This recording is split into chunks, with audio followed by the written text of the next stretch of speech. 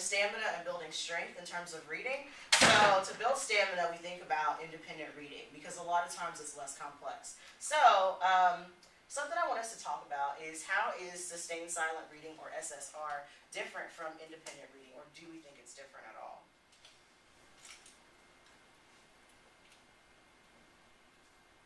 I'll tell you at first, I thought my answer was that it isn't different, so it's okay if you think that.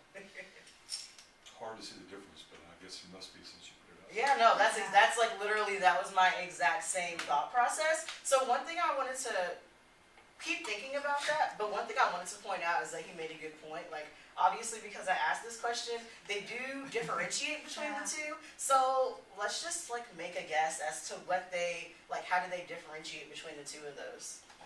I guess independent reading is reading that can be done independently without scaffolding. And then silent sustained reading is more of the method where it's fewer distractions and we're not looking up from the text for any reason. It's the ability to just be engaged in reading for a sustained period of time. Mine. Your guess. Right now. No, that's good. So like when I think about SSR, I think about me in the 3rd grade, and like they're like, you better not look up from that book, and I'm reading Little House on the Prairie. Like, why would you want to look up from the book? You know, like this is the best book I've ever read.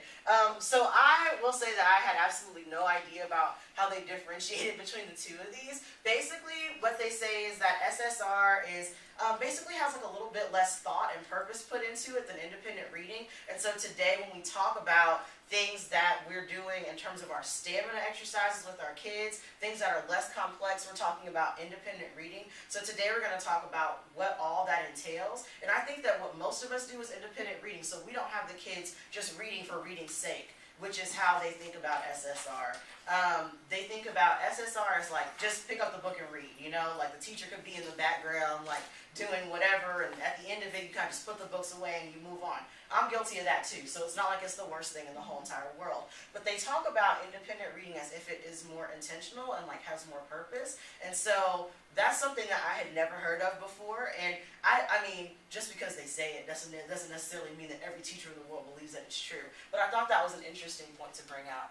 So I'm going to show you guys this video because I feel like my kids sometimes look like this during silent reading. And I thought it was even funnier that there's actually a video for it. So, and it's just going to be super, oh, come back, super quick. Where's the mouse? There it is.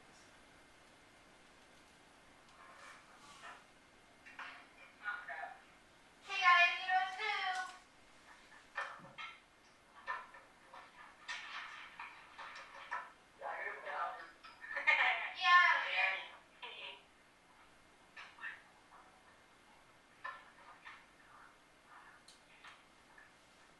So they go on with this for like 3 minutes. So we're not going to watch all 3 minutes of it.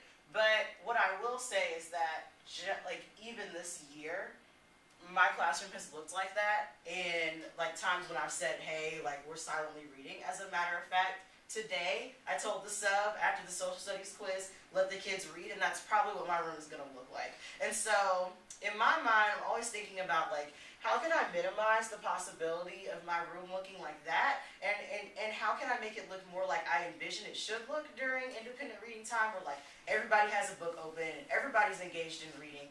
And so before we get into that, 2 questions for us to talk about. How do we use independent reading in our own classrooms? And I can go first. And how do your students benefit from it?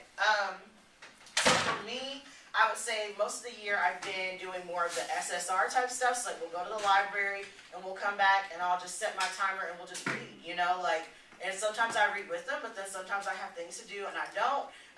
And sometimes some kids get there and sometimes they don't get there and they look for a bookmark the whole time.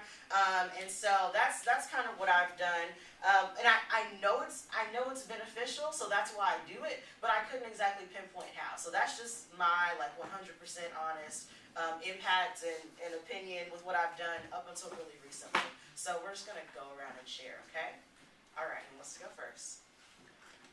I'll go. Okay. So, Mr. Tomlin and I were talking about this the other day about having them read their library book and then writing something up as a book talk. So we all read for a certain amount of time and then be able to present something on the book like Ms. Gangon did. And all although they didn't really share out, they just went through 3 books. I want mine to read their book, I don't know, 15 minutes or so. I don't know, 30, I don't know. And then give a presentation to the class on their book and have them start keeping a log of books that they think are interesting. So that way when they go back, they can check that book out.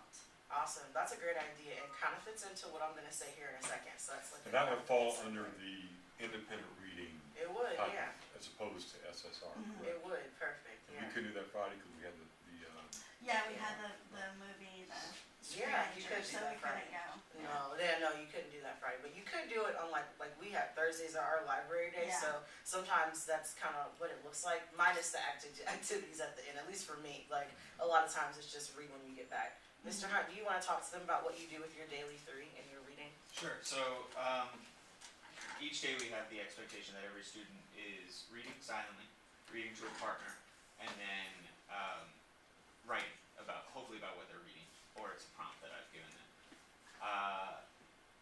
To focus on the silent reading aspect goes in line with this, and this is SSR mostly. It's silent sustained reading. It's to build stamina. We spend the first half of the year having a class competition where everybody would take out a book, and I just time them. I'd start the timer once everybody's looking, and we all tried to see how far we could get before somebody looked up. And I looked for anything where it was like that, we stopped the timer. Beginning of the year, we got to about 30 seconds. Then we got to about 3 minutes. And then by the end of the quarter, they were getting to 19 minutes without anybody looking up. Now, when they got to 19 minutes, I was also more forgiving of the kid who did, like, a little stretch for a second. Because I could tell they were engaged. And you can always tell your classroom when they're actually looking at the text and reading it. So that's more SSR, but it was designed specifically to build stamina so they can look at words on a page for more than 30 seconds at a time before they freak out.